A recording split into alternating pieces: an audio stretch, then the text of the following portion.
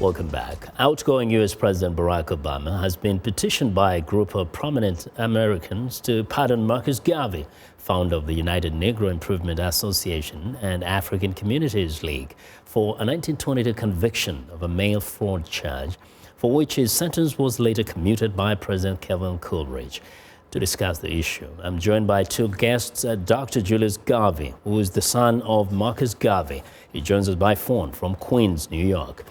And here in studio, we have Vivian Sitton. Her grandfather, Prince Mamulu Masquire of Liberia, was a very good friend of Garvey and assisted him with his plans to return African Americans and people from the Caribbean to Africa. Welcome to both of you. Thank you. Yes, now first to Dr. Garvey. Well, this has been an ongoing petition. Let us know, why is this very, very important to you and to your family? Well, I think it's important to 1.2 billion African people all over the world, because Marcus Garvey and the Universal Negro Improvement Association was the stimulus for the civil rights movement here in the United States and the anti-colonial movement all over Africa and the Caribbean. And this has been certified by people such as Kwame Nkrumah, etc., Jomo Kenyatta and others, Nnamdi Azikiwe, and all over, and Nelson Mandela himself.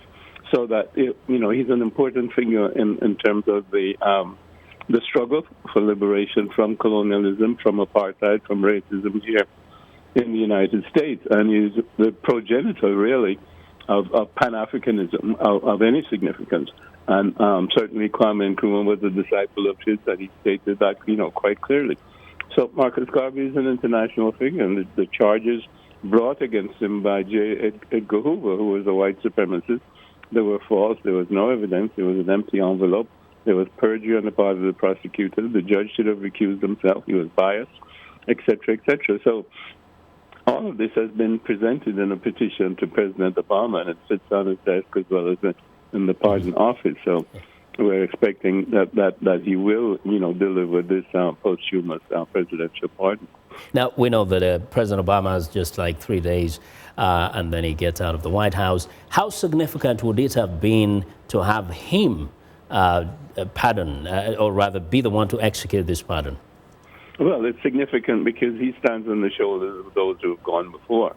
He knows that. He knows that if there was no civil rights movement, there would be no Obama in terms of sitting in the Senate and in terms of becoming president of the United States. If there was no Marcus Garvey, there would have been no civil rights movement in that sense. Yeah. And, in terms of Marcus Garvey himself, and of course, right now we're celebrating, the birth and the life and legacy of Martin Luther King. And he said in 1965, while he was in Jamaica, Marcus Garvey's birthplace, he said, "You gave Marcus Garvey to the United States of America." And he gave to the millions of Negroes in the United States a sense of personhood, a sense of manhood, and a sense of somebodyness. To King, Garvey was the first man of color in the history of the United States to lead and develop a mass movement. Okay. He was the first man on a mass scale and level to give millions of Negroes a sense of dignity and destiny and make the Negro feel that he was somebody. Right. So this is his legacy. All right, just stay on the line. I want to turn to Vivian here in studio. Your grandfather was a very special friend to Marcus Garvey. Just briefly tell us why this is very personal to you. Well, it's very personal to me because of my family connection to Prince Mamulu Massaquoi. And also it is important to me because as a professor of history, we have studied all of these movements, and I came to realize that the liberation of the black man today and the possibility for a black man to become president of the United States of America goes back to the Pan-African movement of almost 150 years ago, when many black Americans, William Du Bois, Marcus Garvey, Bishop Stokes, Bishop Rembrandt, Bishop Phillips got together to focus the attention of the black man in America on Africa. And Prince Mamulu Massaquoi was a part of this movement.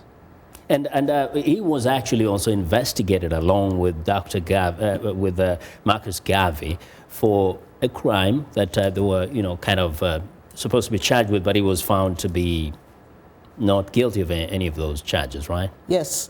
J. Edgar Hoover said to the public and to the president at the time that African prince is harmless. So he exonerated my grandfather. Mm-hmm. But he prosecuted Garvey.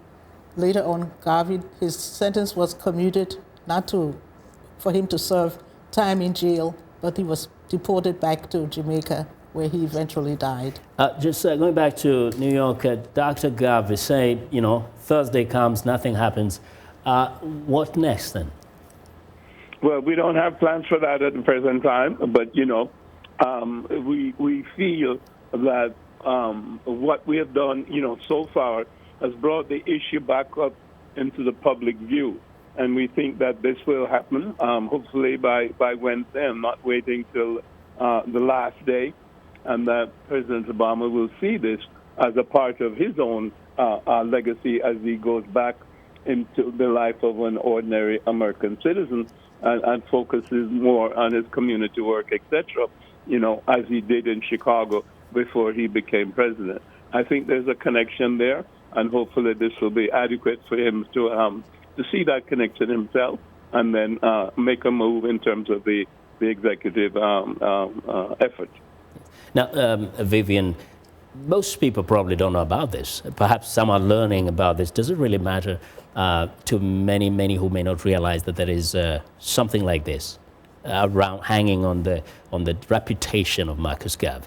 Yes, I think it's important because we're trying to tell this young generation and future young generations that the liberation of the black man is still an agenda on the table, and we want to see that our youngsters have a sense of self, mm-hmm. have a sense of dignity.